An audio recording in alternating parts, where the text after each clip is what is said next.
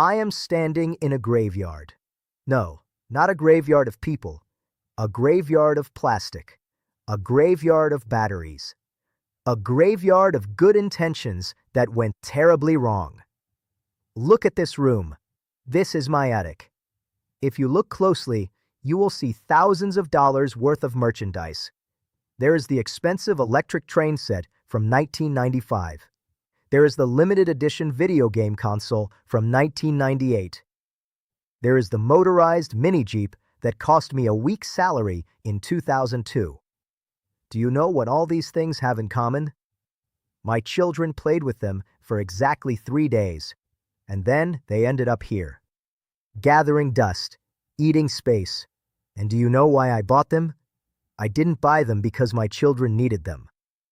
I want to talk to you about a very specific type of transaction. I call it the apology purchase. It happens when you are a parent who is working too much. You miss the soccer game on Saturday because of a conference call. You feel a pang of guilt in your chest.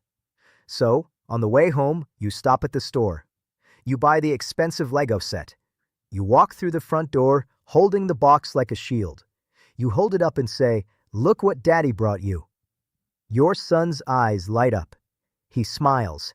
He hugs you. And for a moment, just for a moment, the guilt goes away.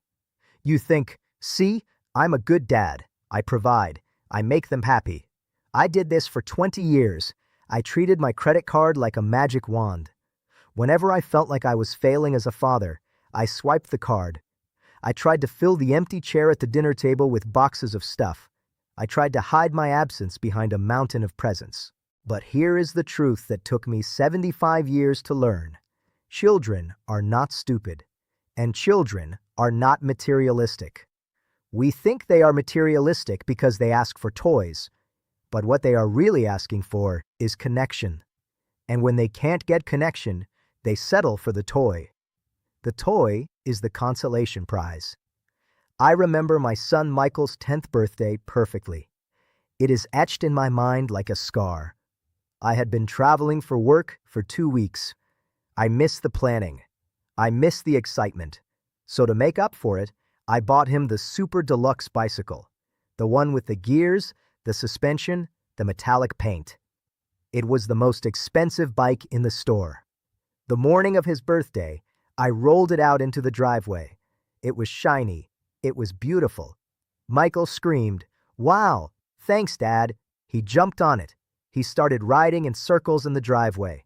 I stood there, sipping my coffee, checking my watch. Michael rode past me and yelled, "Dad, look at me. Watch this jump." I looked up from my phone for a second. "That's great, son. Very cool." Then I looked back down at my phone. He yelled again, "Dad, come ride with me. Get your bike." And that was the moment. That was the crossroads. I could have put the phone down. I could have gone to the garage, dusted off my old bike, and ridden with him. But I didn't. I said, "Not now, buddy. Daddy has to go to a meeting. But hey, isn't that a great bike? It cost a lot of money." I saw his face fall. Just a fraction. He stopped riding. He looked at the bike. Then he looked at me. He realized, in that 10-year-old brain of his, that the bike wasn't a ticket to spend time with me. The bike was a babysitter. The bike was a bribe. The bike was me saying, "Here is a shiny object. Go play with it over there, so I can go be important over here." He parked the bike. He walked inside. He rode it maybe 5 times that summer. It sits right over there, in the corner, covered in cobwebs. A $500 monument to my failure. You see, I thought I could outsource my fatherhood to Toys R Us. I thought that if I bought them the best stuff, they would know I loved them. But love isn't a transaction. Love is a verb. Love is being there. I had a neighbor named Bob. Bob didn't have much money. He drove a rusty truck. He worked a blue-collar job.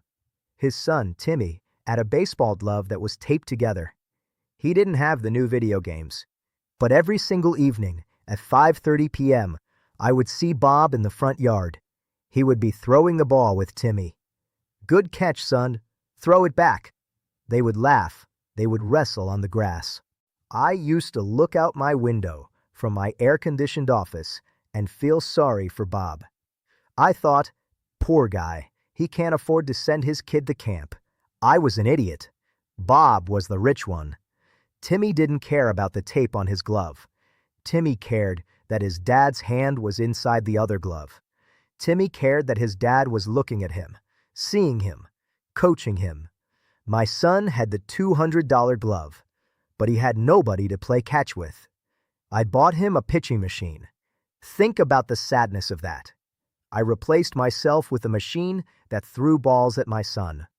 "Here, play with the robot. Dad is busy making money." Now that I am old, my children are grown. We talk about the past sometimes. Do you know what they never talk about?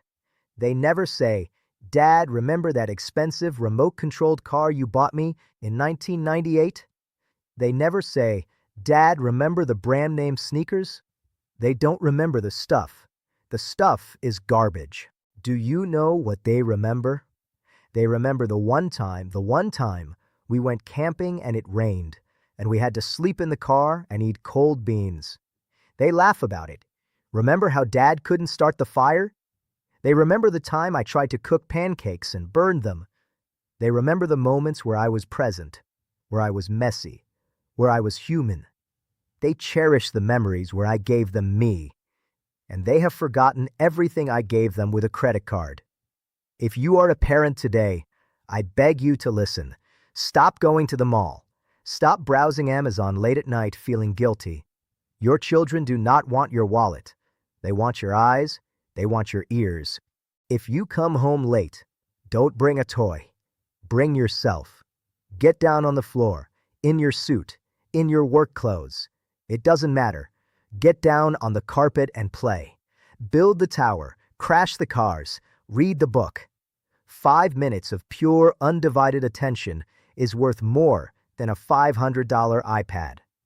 Buying things is easy. It takes 2 seconds to swipe a card. It is a lazy way to love. Giving time is hard. It requires patience. It requires energy. It requires sacrifice.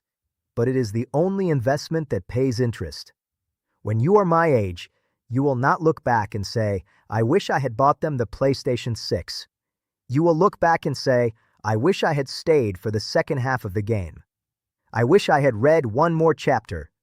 I wish I had held them while they were small enough to hold." Look at this attic. It is full of ghosts. Every box here represents a time I said no to my children and yes to my guilt. Don't build an attic like mine. Fill your house with laughter, not plastic. Fill your children's heads with memories, not gadgets. Because one day, the toys will break, the batteries will die, the clothes will be out of style. But the feeling of being loved, the feeling of having a dad who was there, that lasts forever. That is the only inheritance that matters. Put the credit card away. Go outside. Throw the ball. Just be there.